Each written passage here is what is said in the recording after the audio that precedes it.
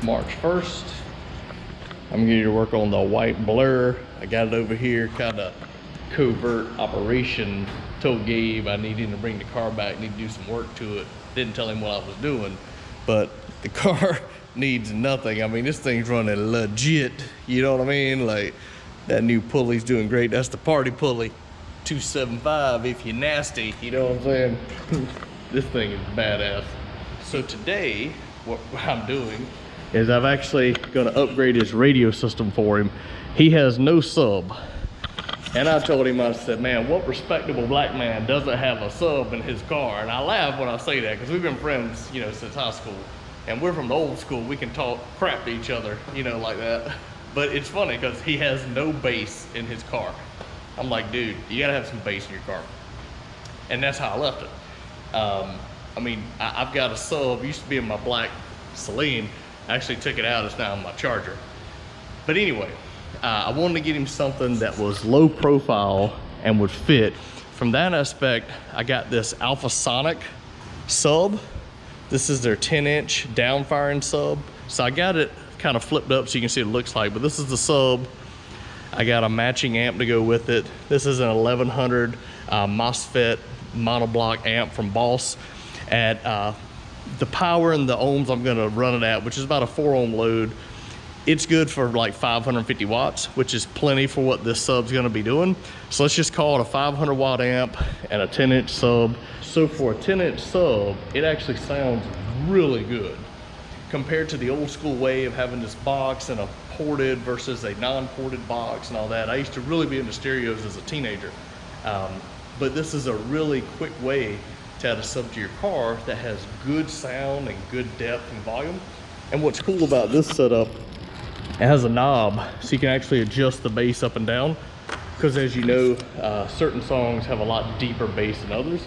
So you can always adjust your amp, get it dialed in with certain songs that you listen to, and then you can turn the knob up and down as you see fit. So I'm gonna get this all installed and wired up.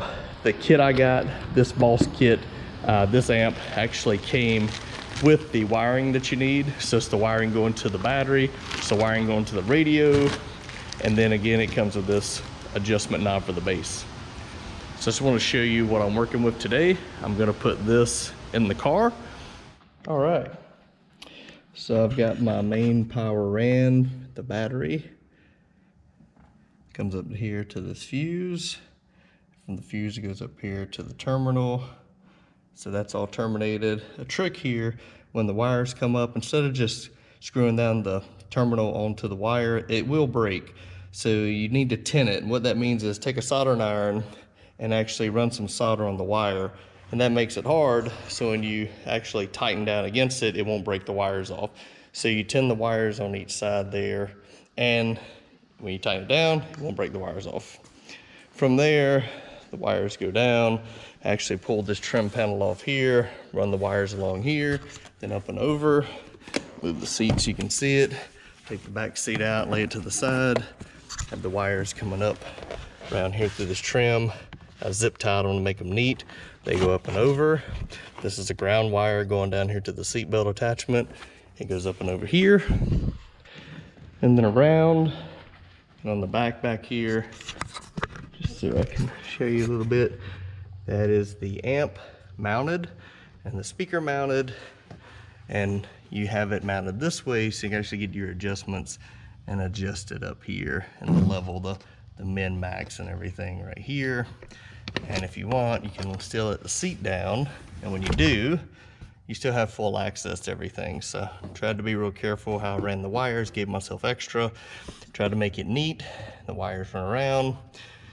So there you go, it's all set up. I did have to use very short screws because this is the trim piece here, goes down on top of this, which is the spare tire. So you don't want to run a long screw and poke a hole in your spare tire. That would be no good if you ever need your spare tire. But now he does have bass in the car with an amp and full functionality. Pull this back up and it's all back in place just like stock. So I just got to pop the seat back in place. We just want to show you how I ran the wires, how it looks all neat and everything. And there is a bass adjust And I actually drilled a small hole back here. There's like a telephone wire that plugs in, so I drilled a hole for it, double side tape this down. This is the knob that you can adjust your base and adjust it in and out. Have it a little less than halfway right now. I've already tested it. Move this out of the way. I've already tested it. It does work great. We'll turn this on and connect via Bluetooth here. Got some Foxy Brown going in here. Let's see if it'll connect right up.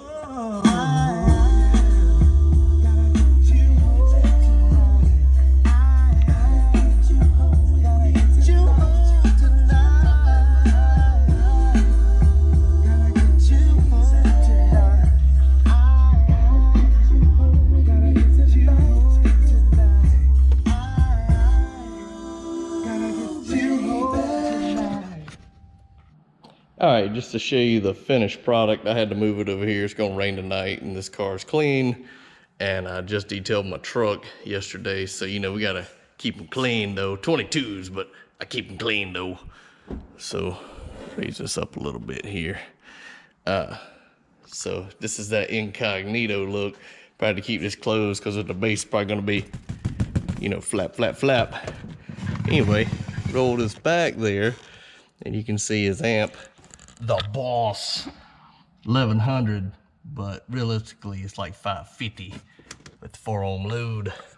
And this is this 1200 watt rated Alphasonic 10-inch sub in a sealed enclosure.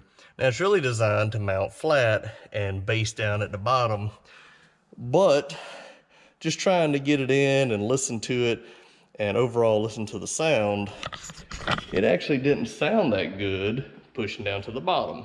So I was gonna try to do a forward firing, you know, if you will, where it's facing to the front.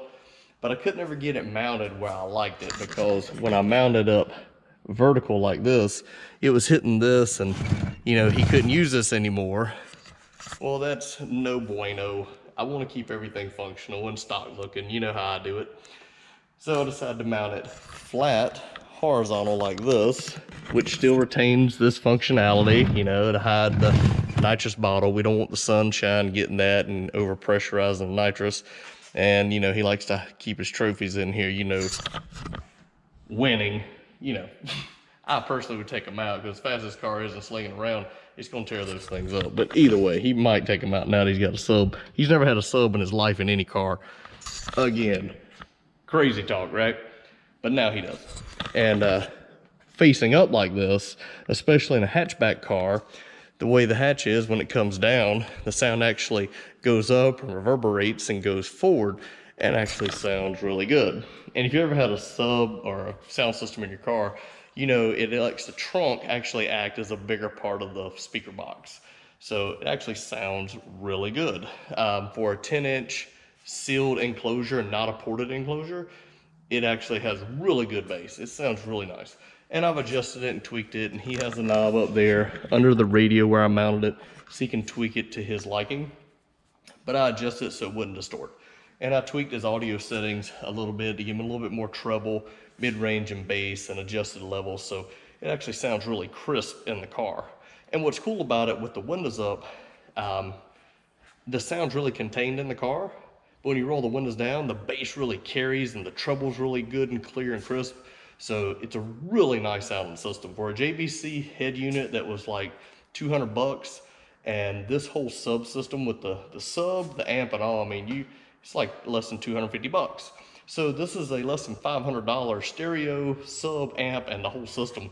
And this thing really sounds great. I mean, I'm really impressed with it. So just to show you, I've got it mounted here. You can always adjust it at the top. You can lower the seat down and you can get to it. You can always pop this out of the way like this and get to it as well. But it's nice. I took those wires and I tinned them with my solder. So it's nice connection. It's not gonna break the wires.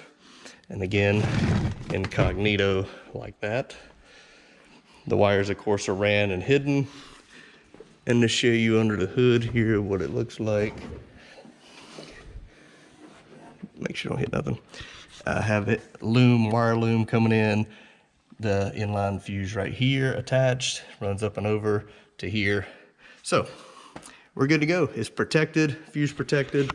So now he's got the go fast looks. He's got the go fast motor with the supercharger. And now he's got a really cool sound system to match everything else with the car. So I feel like this car is very well-rounded to my standards now. I hope you enjoyed the video. This is March 1st, first day. I'm unemployed, quit my job after 30 years. Couldn't be happier. So let that sink in for a minute. 30 years of doing something, and you just, time for a change. Without going into a lot of detail, when you're unhappy somewhere and the people aren't supporting you and your team is no longer a team and you're the I in the team, you're on the island by yourself, it's time for a change. So do something that makes you happy. Clearly this makes me happy, and we're gonna do some other stuff in this world as it goes around. But this right here is awesome. My man's gonna be tickled to death because he has no clue that he's getting this. So I can't wait to see the look on his face. Stay tuned.